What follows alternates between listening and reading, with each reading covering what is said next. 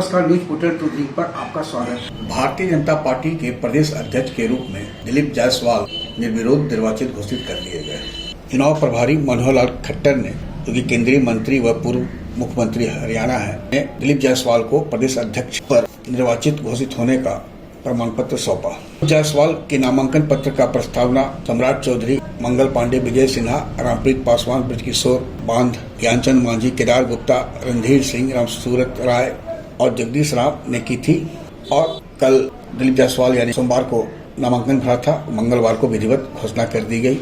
बापू सभागार पटना में प्रदेश प्रभारी विनोद तावड़े, सह प्रभारी दीपक प्रकाश, उप मुख्यमंत्री सम्राट चौधरी, विजय सिन्हा, केंद्रीय मंत्री गिरिराज सिंह, नित्यानंद राय, सांसद राधामोहन सिंह, रविशंकर प्रसाद, संजय जायसवाल सहित पार्टी के कई कद्दावर चेहरे मौजूद थे। साथ में प्रदेश से लेकर मंडल स्तर के करीब 15,000 कार्यकर्ता उपस्थित थे। भारतीय जनता पार्टी में 3 साल के लिए प्रदेश अध्यक्ष का चुनाव को लेकर एक प्रक्रिया होती है।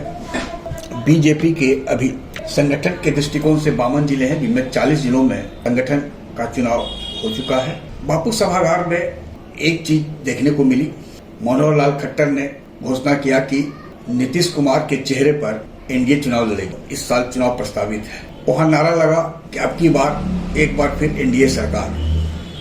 लेकिन इस बीच बापू सभागार में मौजूद 1974 छात्र आंदोलन के बिहार में सक्रिय भूमिका निभाने वाले अखोज निरंजन प्रसाद ने नारा दिया, अब की बार भाजपा सरकार, जिसका समर्थन सैकड़ों कार्यकर्ताओं ने किया। 60 लाख सक्रिय सदस्य भारतीय जनता पार्टी में इस बार बनाया गया है।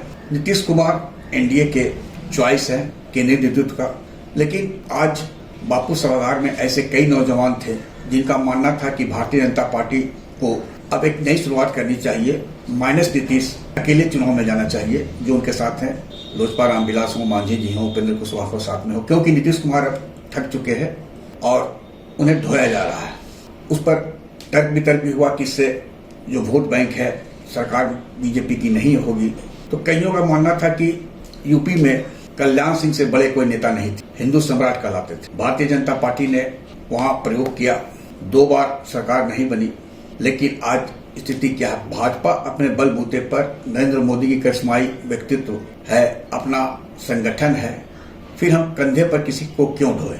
ऐसे में भारतीय जनता पार्टी को रिस्क लेना चाहिए और चुनाव अकेले विधानसभा का लड़ना चाहिए। जीत हार अलग है, लेकिन इस प्रकार भारतीय जनता पार्टी ने दूसरे को बनाया है, अब स्वयं लड़े। यही होगा कि मैक्सिमम होगा कि हम सीट नहीं भी ला सकते हैं, सरकार नहीं बना सकते, लेकिन अगला विकल्प भारतीय जनता पार्टी होगा, यह तय है।